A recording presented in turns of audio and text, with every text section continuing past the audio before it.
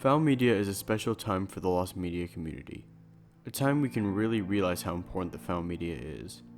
After the amazing response to my other video on found media, I thought it'd be best to make a follow-up video on it.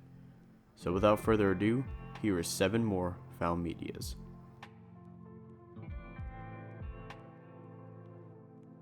Number 7.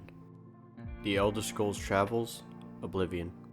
The Elder Scrolls Travels, Oblivion was a spin-off of The Elder Scrolls IV Oblivion, the 4th title in Bethesda Softworks' popular RPG series.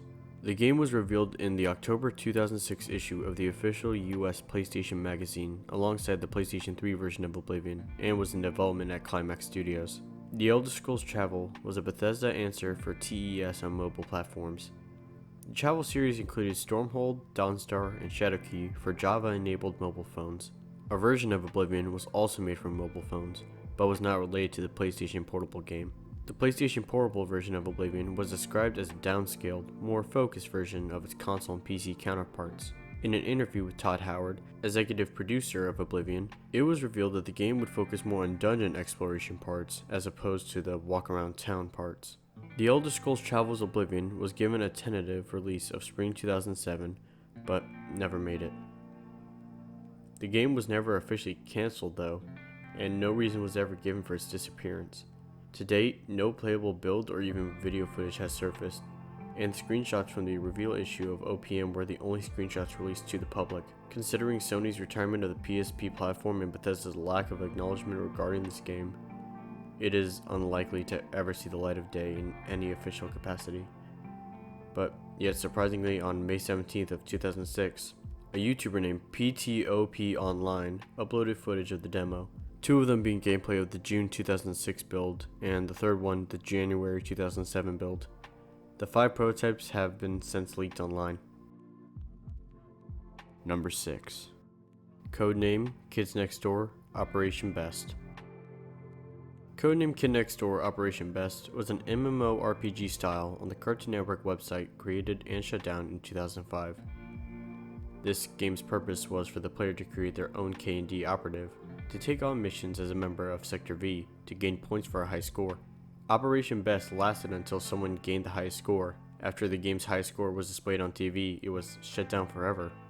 Minus a commercial and a few screenshots, little other information of the game is available.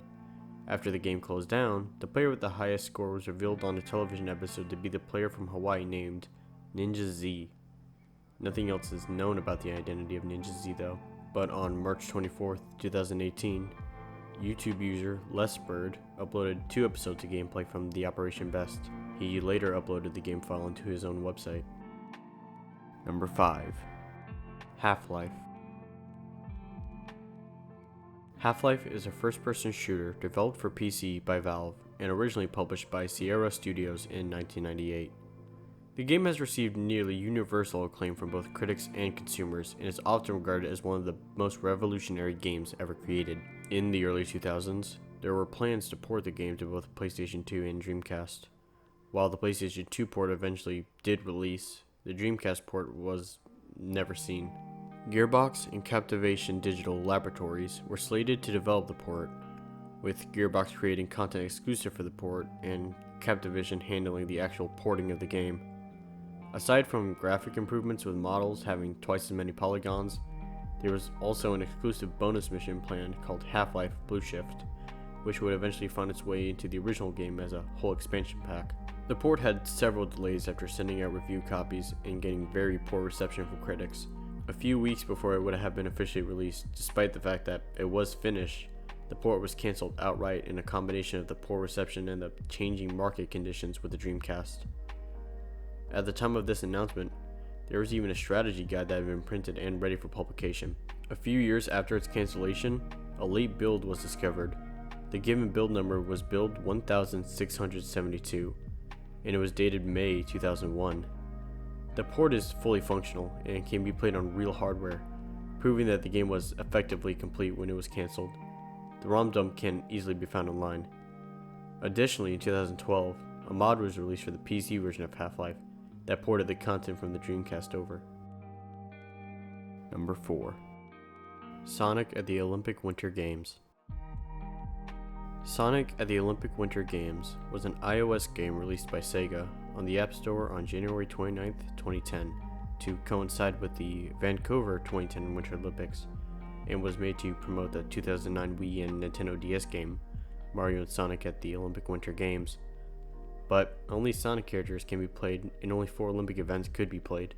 Although Sega pulled the game from the App Store quite quickly, footage and screenshots of the game do exist.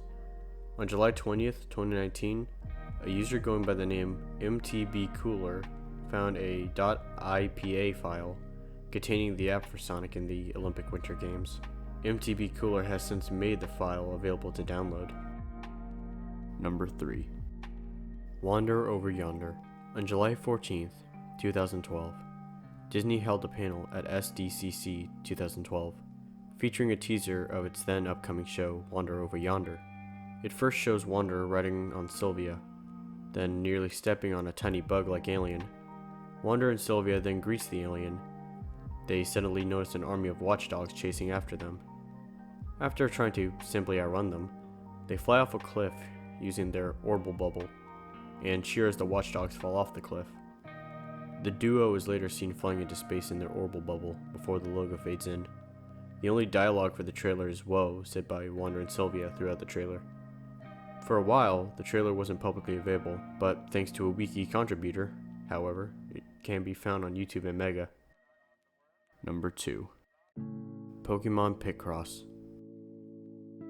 In the spring of 1999, a new Pokemon-themed Picross game for the Game Boy Color, simply titled Pokemon Picross, was announced and widely advertised in Japanese magazines. It was cancelled for unknown reasons, however. Notably, on April 1st, 1999, a Japanese-only download Super Nintendo game was released and featured 12 Pokemon puzzles. It is largely assumed that the Pokemon Picross was either reworked into Picross MP Volume 1, or whatever had been finished of the game was implemented into it. Additionally, a Pokemon-themed Picross game from the same developers was eventually released for the Nintendo 3DS. In September 2020, a build of the game was leaked on 4chan as part of the Nintendo Giga Leak 3. On January 31st, 2021, romhacking.net user LeonarthCG uploaded a translation hack to Pokemon Picross that translated the game into English. Number 1.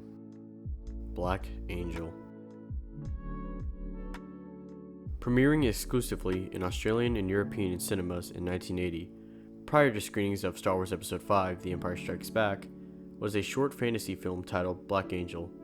It was written and directed by Roger Christian, and was financed by George Lucas, as a gift to Christian for his work on 1977's Star Wars Episode IV: A New Hope, for which he served as set decorator. Shot in Scotland in autumn of 1979, the 25-minute film sees Sir Maddox, a knight returning from the Crusades, arriving home only to find that his village has been both raided and destroyed, and its population devastated by the outbreak of an unknown illness, referred to only as the Sickness. Maddox vows revenge against the raiders and sets out to find them. After later slipping on a muddy riverbank, he is plunged into a lake, where he nearly drowns, but is fortunately awoken by the voice of a mysterious girl, who he then encounters after emerging.